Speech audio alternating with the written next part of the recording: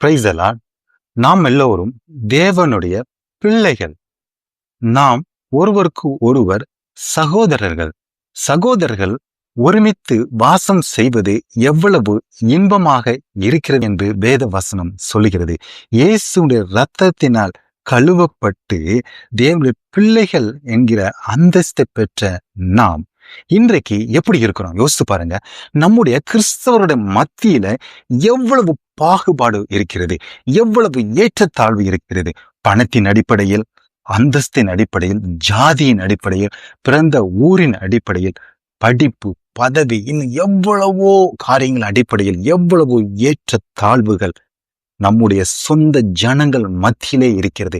இப்படி நம்முடைய சொந்த ஜனங்கள் மத்தியிலே இருந்தா தேவனை அறியாத புறஜாதியின் மத்தியில் எவ்வளவு வேறுபாடுகளை நாம் காண்பிப்போம். இதை நாம் சற்று சிந்தித்து பார்க்க கடவோம். ஏன்னா நாமெல்லாம் காணி ஆட்சிக்கு புறம்பானவர்கள். யூதருடைய மீட்புக்காக தான் தேவன் வந்தார். ஆனா அவருடைய அன்பின் மூலம் நாம காணி ஆட்சிக்கு புறம்பாக இருந்த, புறஜாதியாக இருந்த நம்மை தேவன் அணைத்து கொண்டார். காட்டு அத்திமரமாக இருந்த நம்மை அத்திமரத்தின் கிளையோடு ஒட்ட வைத்தார். இத நாம மறந்து விடக்கூடாது. இதே போல ஒரு சூழ்நிலை தான், இதே போல ஒரு ஏற்றத்தாழ்வு தான் யூதர்களுக்கும் சமாரியருக்கும் இருந்துருங்க.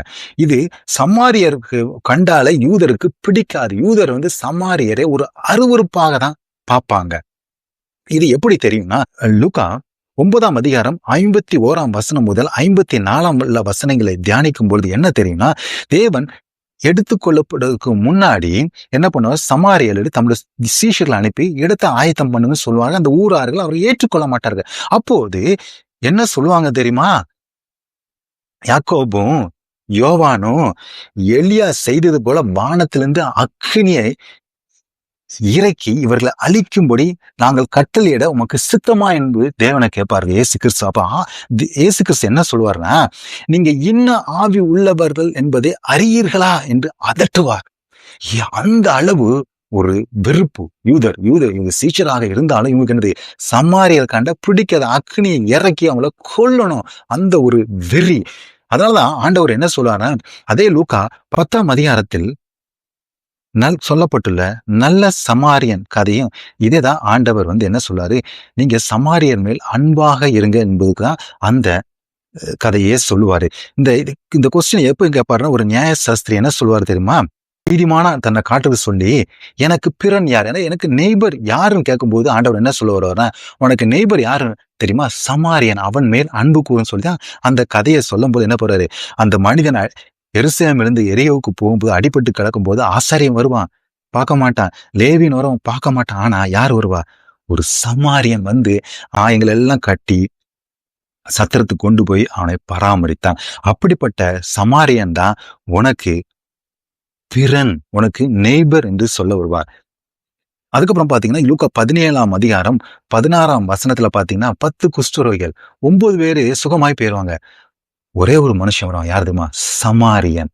இப்படிப்பட்ட ஒரு சூழ்நிலை இருக்கும் பொழுதுதான், இப்படிப்பட்ட ஒரு ஏற்றத்தாழ்வு இருக்கும் பொழுதுதான் இயேசு கிறிஸ்து சுவிசேஷத்தை அறிவிப்பார்.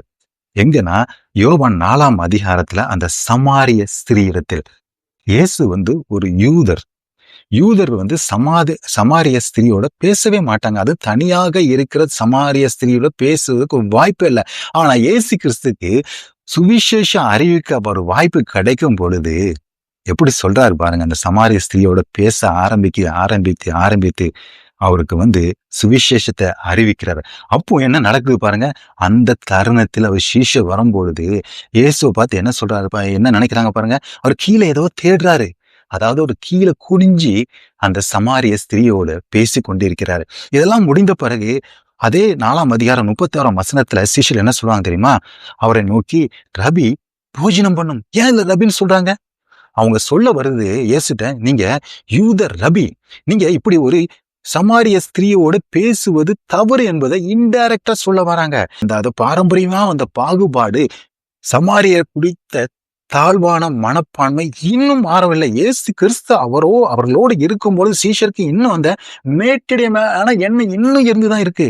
அதை பிரேக் பண்றதுக்கு ஆண்டவர் இந்த ஊழியத்தை, சுவிசேஷத்தை சமாரிய ஸ்திரியோட ஸ்பெசிபிக்கா பேச ஆரம்பிக்கிறாரு. இதே போலதாங்க நம்ம எப்படியாப்பட்ட ஒரு வாழ்க்கை வாழ்ந்தோம். தகுதியற்ற நம்மை தேவன் தகுதிப்படுத்தி முன்குறித்து நம்மை மீட்டெடுத்தார். மீட்கப்பட்ட நாம இன்னைக்கு என்ன பண்ணிட்டு இருக்கோம் யோசிச்சு பாருங்க. எவ்வளவு ஏற்றத்தாழ்வை நம்ம பார்த்துக்கிட்டு இருக்கோம். குறிப்பாக ஜாதி என்கிற பிசாசுல அகப்பட்டு மாண்டு கொண்டிருக்கிறோம். விஷயம் வந்து ஒரு பாரமான விஷயம். கிறிஸ்துவர் மத்தியில என்ன சொல்றாங்க சரிமா, இன்னைக்கு எந்த மதமா இருந்தா கூட பரவாயில்ல, ஆனா எங்க சொந்த ஜாதியில தான் பொண்ணோ அல்லது பையனோ வேணுங்கிறது, அந்த ஒரு அந்த ஜாதி வெறியில அலைகிறத நம்ம நிறைய நேரம் நம்ம பார்க்கிறோம். நம்முடைய பழைய வாழ்க்கையை நம்ம மறந்துடக்கூடாதுங்க. நம்ம சொந்த சகோதரருக்குள்ள இவ்வளவு பாகுபாட பார்த்தா தேவனை அறியாத ஜனத்தில மத்திய நம்ம எப்படிங்க தேவனை கொண்டு செல்ல முடியும்? இந்த ஒரு பாகுபாடு நம்மிடம் இருக்கவே கூடாது என்கிறதான் இந்த யோவான் 4ஆம் அதிகாரத்துல சீஷர் மூலம் ஆண்டவர் நம்மளுக்கு உணர்த்துதாங்க. இதுக்கு அப்புறம் சீஷர் மாறினாங்களா? இல்லையே. அப்போஸ்தலர் 1ஆம் அதிகாரம் 8ஆம் வசனத்துல பாருங்க. அவரு வந்து தேவன் என்ன சொல்ற, பரிசுத்த ஆவி உங்களிடத்தில் வரும்பொழுது நீங்கள் பலனடைந்து எருசலேமிலும் யூதா முழுவதிலும் சமாரியாவிலும் பூமியின் கடைசி பரிந்துமும் எனக்கு சாட்சிகளாக இருப்பீர்கள் என்று கட்டளையிட்டு போன பிறகு என்ன பண்றாங்க, சீஷர்கள் எருசலேம்ல தான் தங்கியிருக்காங்க. அவங்க வந்து சமாரியாவுக்கு போக இஷ்டம் இல்லை. ஆனா கடவுட்டாரா? இல்லையே. 8ஆம் அதிகாரத்துல சவுல் என்னும் பவுல் வந்து துன்புறுத்த ஆரம்பிக்கிறாரு.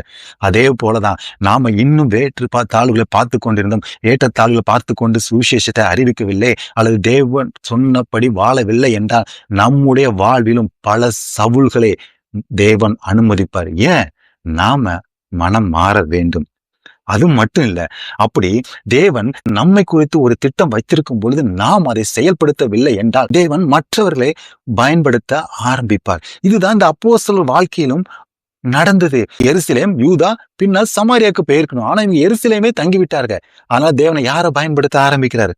பிலிப்பு. அப்போஸ்தலர் 8ஆம் அதிகாரம் 5ஆம் வசனத்தை என்ன சொல்லுது? அப்பொழுது பிலிப்பு என்பவன் சமாரியாவில் உள்ள ஒரு பட்டணத்திற்கு போய் அங்கு உள்ளவருக்கு கிறிஸ்துவை குறித்து பிரசங்கித்தான். ஒரு சின்ன பையன் தாங்க பிலிப்பு. அப்போஸ்தலரோட கம்பேர் பண்ணும்போது ஆவிக்குரிய வாழ்க்கையினாலும் சரி, ஏஜ்னாலும் பாருங்க, ஒரு சின்ன பையனை தேவன் பயன்படுத்த ஆரம்பித்து விட்டார். இது நம்முடைய வாழ்க்கையிலும் நடக்க ஆரம்பிக்கும். எப்பொழுது என்றால் நாம் தேவன் சொன்னபடி வாழவில்லை என்றால், நாம் ஏற்றத்தாழ்வுகளை, நாம் இன்னும் ஜாதி, பணம், அந்தஸ்து அப்படி நாம் இன்னும் பார்க்க ஆரம்பித்து என்றால், தேவன் நம்மை குறித்து ஒரு திட்டத்தை வச்சிருப்பார்ல, அந்த திட்டத்தை என்ன பண்ணுவாரு? நம்மை விட சிறிய நபர்களோட, நம்மை விட ஆவிக்குரிய அனுபவத்தில் குறைந்த நபர்களை வைத்து தேவன் பயன்படுத்த ஆரம்பிப்பார். சமாரியால போய் பிலிப்பு சுவிசேஷத்தை அறிவிக்க ஆரம்பித்த பொழுதுதான் அப்போஸ்தலருக்கு ஞானம் பிறக்க ஆரம்பிக்கிறது. எப்பவும் போக ஆரம்பிக்கிறாங்க பாருங்க. பேதுருவும் யோவான் எப்பவும் போறாங்க? 8ஆம் அதிகாரம் 14ஆம் வசனத்துலதான் சமாரியார் தேவ வசனத்தை ஏற்றுக்கொண்டதை எருசலேமில் உள்ள அப்போஸ்தலர் கேள்விப்பட்டு பேதுருவையும் யோவானையும் அவர்களிடத்து அனுப்பினார்கள். இவங்க எப்பவுமே பேருக்கணும் பாருங்க. ஆரம்ப காலகட்டத்திலே சமாரியாவில் போய் சுவிசேஷத்தை அறிவிக்க ஆரம்பித்திருக்கணும். ஆனா இவங்களை தடுத்தது என்னது? ஏற்றத்தாழ்வு, அந்த வெறுப்பு, அந்த சோசியல் பேரியர்ஸ், அந்த கல்ச்சுரல் பேரியர்ஸ். இதே போல நம்முடைய வாழ்க்கையிலும் நிறைய பேரியர்ஸ் இருக்கிறது. நம்முடைய வாழ்க்கையிலும் நிறைய வீணான, அதாவது பாகுபாடான எண்ணங்கள் இருக்கிறது. இது வந்து தேவன் கொண்டு வந்த திட்டத்தை நம்முடைய வாழ்க்கையில் நிறைவேற்ற விடாமல் சாத்தான் செய்கிற சதி செயல். இப்படி ஆயிட்டுன்னு வச்சுங்களேன், சுவிசேஷம் அறிவிப்பது இன்னும் காலதாமதம் ஆகும் நம் மூலம். ஆனா நம் மூலம் காலதாமம் ஆகும் பொழுது தேவன் மற்றவர்களை பயன்படுத்த ஆரம்பிப்பார். இதை நாம புரிஞ்சு கொள்வோம். நாம எதற்காக அழைக்கப்பட்டிருக்கிறோம் இதை நம்ம புரிஞ்சுக்கொள்வோம். இன்னைக்கு தேவன் நம்மளோடு பேச விரும்புகிற காரியம், நாம் சமுதாயத்தில் இருக்கிற ஏற்ற தாழ்வுகளை அகற்ற வேண்டும். அது பணத்தின் மூலமாகவும் சரி, நம்ம உலக பிரகாரம் கொடுக்கிற அந்தஸ்துனாலும் சரி, ஜாதினாலும் சரி, படிப்புனாலும் சரி, பதவி இப்படி எந்த ஏற்றத்தாழ்வு இருக்கா, அதையெல்லாம் நம்முடைய எண்ணத்திலிருந்தோ, சிந்தனையிலிருந்தோ, வாழ்க்கையிலிருந்தோ அகற்றி விடும் பொழுது தேவன் நம்மளை வல்லமையாக பயன்படுத்துவார். ஆமென்.